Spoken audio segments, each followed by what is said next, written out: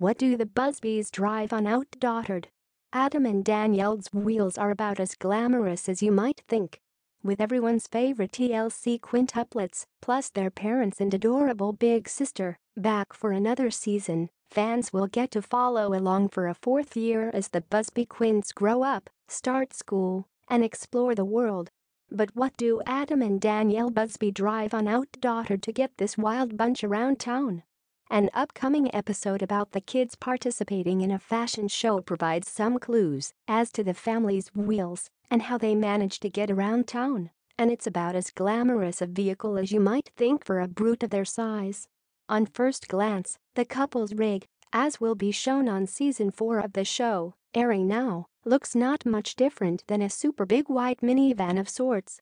But inspecting enough episodes of the show, you'll realize that with 6 kids, quintuplets Hazel, Ava, Olivia, Riley, and Parker, all 3, and older daughter Blake, 7, Mom and Dad Adam and Danielle have to also fit in the car, not to mention Grandma Mimi, who often helps out with just about everything. All told, that's at least 9 people who need a seatbelt. No way a minivan or SUV is going to cover it. No, what the Busbys have is a minibus, a pretty cute one, and it looks surprisingly clean.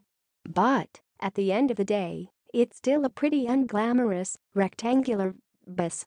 Adding more intrigue into the matter of the adorably chaotic crew, Danielle seems to be the only one on camera doing the driving in most episodes.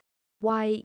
Well, she offered on Twitter last year that Adam's technique on the road doesn't work for her, and she stands a better chance of not getting car sick if she just takes the wheel herself. Adam drives like a maniac, and I get car sick so easily, especially after having the twins. I rather drive than puke in car, she wrote on Twitter.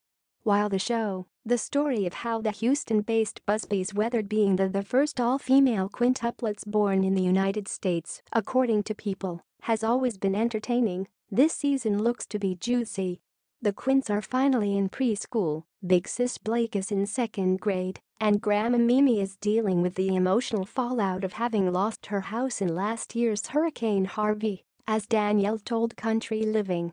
It was an especially hard experience for Danielle's mom, given that Mimi relocated from her native Louisiana after the twins, having given up everything she knew to help out, as In Touch Weekly revealed.